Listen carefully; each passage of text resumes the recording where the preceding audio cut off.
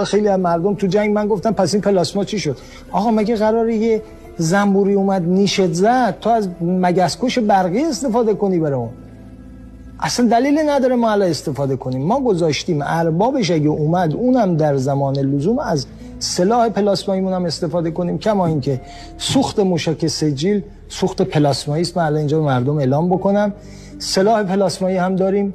الان در فاز دفاعی ازش استفاده میکنیم. زمانی که لازم بشه حتما در باب تهاجم ازش استفاده خواهیم کرد.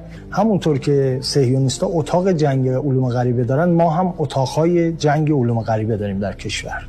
ما موشک‌های از 15 تا 25 سال پیشمون رو امتحان کردیم. ما بالای 200,000 موشک بالستیک داریم.